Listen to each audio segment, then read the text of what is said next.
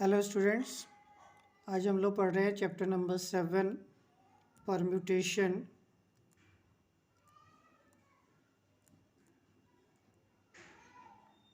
And combination.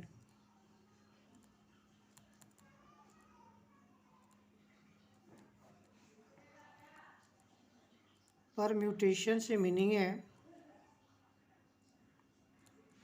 Arrangement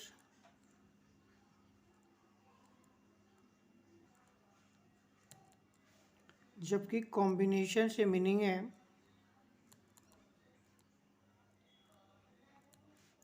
selection.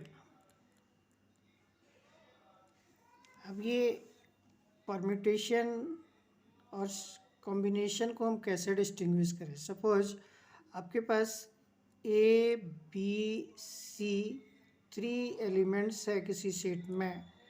अब इसका अगर हमें परम्यूटेशन करना है तो हम यहाँ पे पेयर बनाएंगे जिसमें हम ए को बी के साथ एक पेयर बना सकते हैं, हम बी को ए के साथ भी एक पेयर बना सकते हैं, और ए को बी के साथ करें और बी को ए के साथ करें तो ये दोनों अलग अलग अरेंजमेंट कहलाएंगे, दोनों सेम नहीं होंगे क्योंकि ये हमें अरेंजमेंट करना है। हम ए को आगे रखें या बी को आगे रखें, दोनों डिफरेंट हो जाएगा। ओके, सिमिलरली हम बी को सी के साथ अरेंज कर सकते हैं या सी को बी के साथ कर सकते हैं। ऐसे ही हम ए को सी के साथ कर सकते हैं या सी को ए के साथ कर सकते हैं। जबकि कॉम्बिनेशन से मतलब है आपका सिलेक्शन।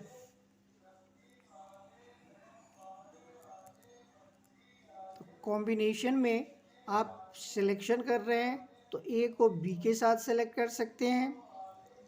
अब यहाँ पे आप ए को बी के साथ कर दिए तो बी को ए के साथ नहीं कर सकते हैं क्योंकि आपके दोनों मेंबर सेम होंगे ए और बी। तो सिलेक्शन में दोनों प्रेजेंट होने के साथ आप ए को बी के साथ कहें या बी को ए के साथ कहें, दोनों सेम माना जाएगा। ऐसी स्थिति में हमारा सिलेक्शन ए या बी हो सकता है, बी और सी हो सकता है, या ए एंड सी हो सकता है। ये हमारा टोटल सिलेक्शन हो गया जो हमारा कॉम्बिनेशन कहलाएगा। ठीक है, तो परम्यूटेशन में अरेंजमेंट में अगर मेंबर को हम प्लेस चेंज करते हैं तो ये डिफरेंट अरेंजमेंट हो जाता है, बट कॉम्बिनेशन में ऐसा नहीं होता है।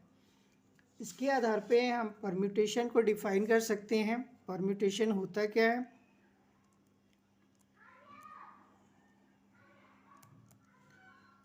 Permutation is an arrangement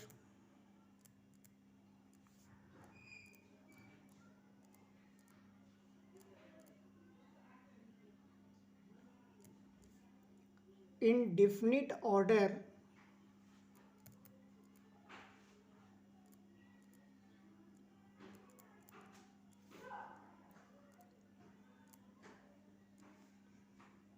of a number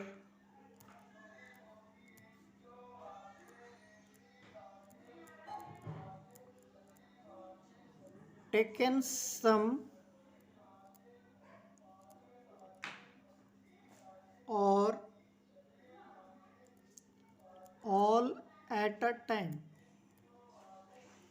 कि किसी कंडीशन में हमारे पास जितने भी एलिमेंट दिया हुआ है उन सभी एलिमेंट को एक साथ लेके या कुछ कुछ को पेयर बना के हम अलग अलग कंडीशन में अरेंज कर सकते हैं, जो हमारा परम्यूटेशन कहलाएगा। ठीक है, अब जो बेसिक मेन चीज़ है इसमें आपको वो है fundamental principle of counting.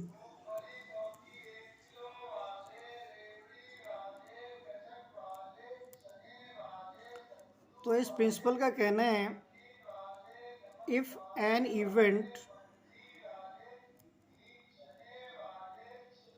Can occur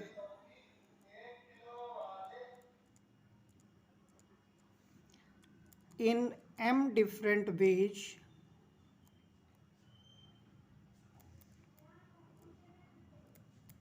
and another event can occur in n different ways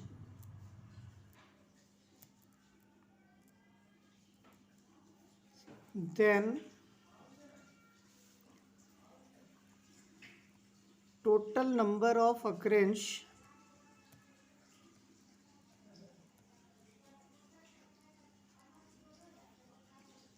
of event is m into n।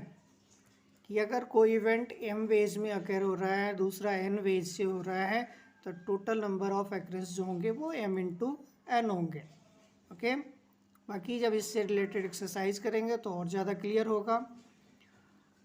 अगली टॉपिक परम्यूटेशन में आता है फैक्टोरियल।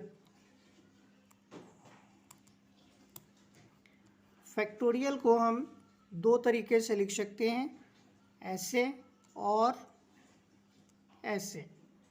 सपोज आप लिखते हो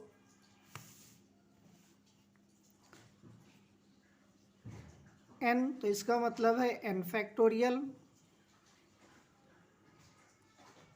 और आप लिखते हो n इस तरह से, तो ये भी मतलब है n फैक्टोरियल। फैक्टोरियल का मतलब है कि जिस नंबर के साथ फैक्टोरियल है उसको हम डिक्रीजिंग ऑर्डर में लिखेंगे और तब तक लिखेंगे जब तक वो नेचुरल नंबर 1 काउंटिंग का हमारा ना आ जाए। सपोज आपके पास है 5 फैक्टोरियल, इसका मतलब 5 इंटू 4 इंटू 3 इंटू 2 इंटू 1। हम 5 से डिक्रीजिंग ऑर्डर में कहाँ तक लिखें, 1 तक। इन केस आप अगर ऐसा लिखते हो 5 factorial this is 1 into 2 into 3 into 4 into 5, तो ये भी आपका गलत नहीं, दोनों का आंसर सेम होगा। बट फैक्टोरियल में जब भी हमारे पास किसी नंबर के साथ फैक्टोरियल हो तो उस नंबर को हम वहाँ से डिक्रीजिंग ऑर्डर में काउंटिंग का नेचुरल नंबर 1 तक लेके लाते हैं। ठीक है, और इस तरह से हमारे पास कुछ फैक्टोरियल्स की वैल्यू होती है। 0 फैक्टोरियल हमेशा 1 होता है, 1 फैक्टोरियल इसकी वैल्यू भी 1 होता है, 2 फैक्टोरियल ये हमारा 2 होता है। बट आगे की जो वैल्यू है वो अलग केस में सॉल्व होते हैं। एक फॉर्मूला है आपके पास इस परम्यूटेशन से रिलेटेड, जिसे हम बोलते हैं NPR। NPR का मतलब होता है n factorial whole upon n minus r factorial, where r is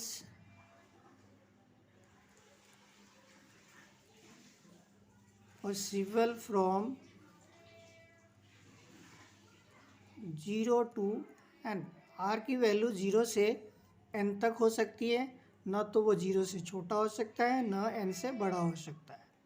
और इसी फार्मूला के आधार पे हम फैक्टोरियल के सारे टॉपिक कंप्लीट कर सकते हैं।